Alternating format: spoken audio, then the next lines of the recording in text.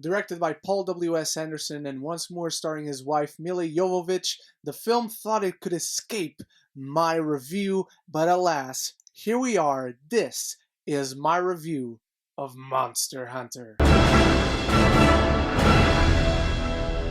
Lieutenant Artemis and her loyal soldiers are transported to a new world where they engage in a desperate battle for survival against enormous monsters with incredible powers, of course, based on a video game franchise of the same name. Before we crack on with the review, I have two things to say. First of all, let me know your thoughts on Monster Hunter. The most important part of every video is for you to start the conversation, and I want to know your thoughts, whether you're a fan of the game, whether you went into this completely blind. Just share your thoughts, my friends, and while you go down there, look at that subscribe button. Why don't you click it if you haven't done so already? It's free, you help me, you help the channel, and you immediately decrease your chances of being transported into the monster world. And if you want to support the channel even more, I also have merch on sale on TeePublic and Redbubble, and links for that are in the description. The last thing I gotta say before we crack on with the review is that I have never played the Monster Hunter games, so I'm not here to criticize your favorite games or the franchise in general. I'm just here to review a movie directed by Paul W.S. Anderson. And what am I going to say that you are not expecting? If you have seen the trailer for this film, if you are a fan of Paul W.S. Anderson movies, this movie will be for you. This is going to be right up your alley because it's every single movie he ever directed. Bare bones story, a bare bones plot, too much action, too much frenetic editing going on, cuts all over the place, nonsensical writing and cringeworthy dialogue all around for his wife to be starring in a role.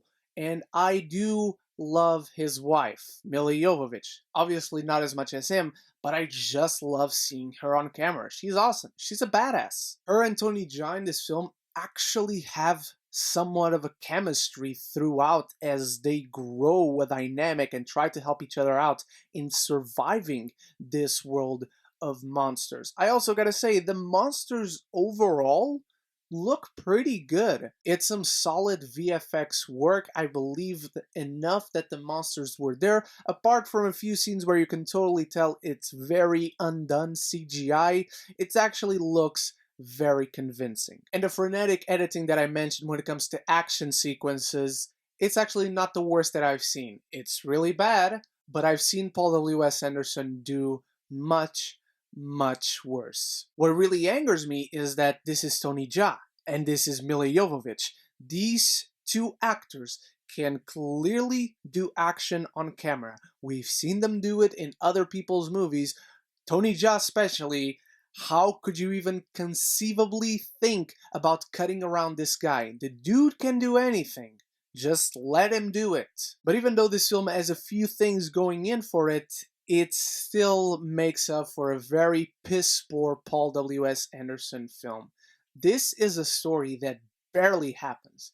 This is a 1 hour and 43-minute movie or something like that, and the story doesn't really start until the third act, to the point where it feels like a completely different movie in the third act, where Ron Perlman appears and it looks like he wants to join the actual live-action Lion King movie because he just looked like a fucking lion, and it's hilarious. Up until that third act, which is not very exciting in itself, the rest of the film is absolutely boring.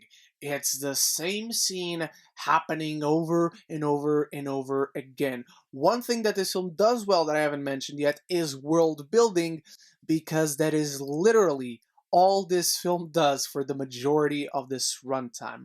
One of the things that really annoyed me as well is that you have this classic dynamic of one person training the other, Tony Jaa training Milla Jovovich for her to get acquainted to this world and see how she's able to survive. But they do not get along at first, and she totally and constantly kicks Tony Jaa's ass. That is, number one, something I couldn't buy into because I just don't believe it, and number two, something that does not make sense in the story, because if she kicks his ass, how is he training her after that? It is so frustrating on a writing standpoint to be watching this and see that the answer was right there for the people behind this film, and they still fuck it up. And Monster Hunter has been out for a while, so I'm not going to dive deep into spoilers because there's barely anything to spoil, but I will talk freely about the film. So if you haven't seen it and you want to keep it secret for you, just you can go away and watch the film and then come back. So in the third act, when the story gets started and where we meet Ron Perlman and my favorite character in this entire film, the chef cat, who's a cat humanoid that cooks for these people, that's just fucking amazing. We also get introduced to yet another brand new monster who's basically a dragon. Let's face it, it has a name,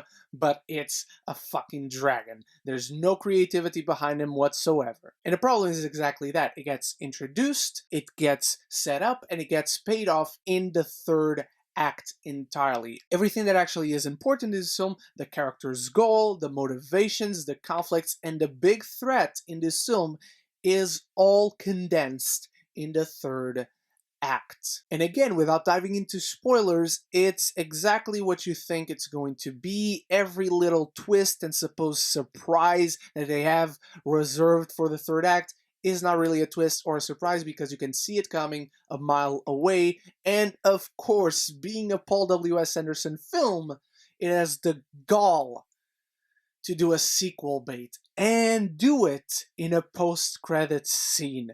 Again, not going into spoilers, but this film ends in the middle of a scene and then it continues that scene in the middle of the credits and then it leaves that scene unfinished, sequel baiting us. I'm going to repeat what I said in the beginning of this review. If you like Paul W.S. Anderson movies, if you like the trailer, you're going to love this. It's going to be fine, you're going to have fun, and I'm very jealous and I wish I did too. I just can't get behind and support his films. There's clearly no passion, no creativity, and really nothing new that he adds to his style. I'm giving Monster Hunter a D. Which, to be fair, I actually went in expecting to give it an F, so I guess it was better than I expected. But what did you think? Scream at me in the comments below that this film is awesome and the games are awesome. Really, I just wanted to talk about the film. So there you have it. Those are my thoughts. I want to know yours. Remember, if you haven't done so yet, click the subscribe button. Why don't you help me, help the channel grow, and stop these monsters from coming across to our world. Thank you again so much for watching. Stay tuned for many more videos coming out very soon. So until then, love each other and love the movies.